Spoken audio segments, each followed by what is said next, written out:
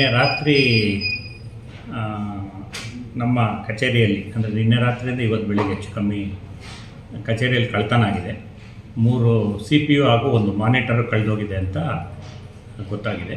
ಪೊಲೀಸವ್ರಿಗೆ ಇಮಿಡಿಯೇಟಾಗಿ ತಿಳಿಸಿದ್ದೀವಿ ನಾವು ಬೆಳಿಗ್ಗೆ. ಅವ್ರು ಬಂದು ಮಾಜಾರೆಲ್ಲ ಮಾಡಬೇಕಂತ ಇದು ಮಾಡಿದ್ದಾರೆ.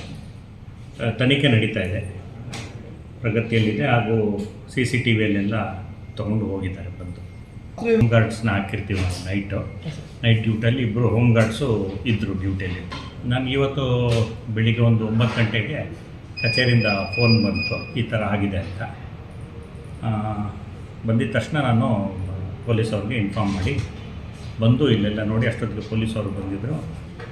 ನಾವು ಈಗ ಕಂಪ್ಲೇಂಟ್ ಕೊಟ್ಟಿರೋ ಪ್ರಕಾರ Windows 7 ಒಂದು 3 CPU ಹಾಗೂ ಒಂದು ಮಾನಿಟರು, Windows 11 ಒಂದು ಮಾನಿಟರು ಹೆಚ್ಚು ಕಮ್ಮಿ ಒಂದು 80,000 ರೂಪಾಯಿ ಬೆಲೆ ಆಗ್ಬೋದು ಅಂತ. ಈ Windows 7 ಅನ್ನೋ 3 CPUಗಳು ತುಂಬ ಹಳೇದು. ಇದೊಂದು Windows 11 ಮಾನಿಟರ್ ಮಾತ್ರ ಹೊಸ.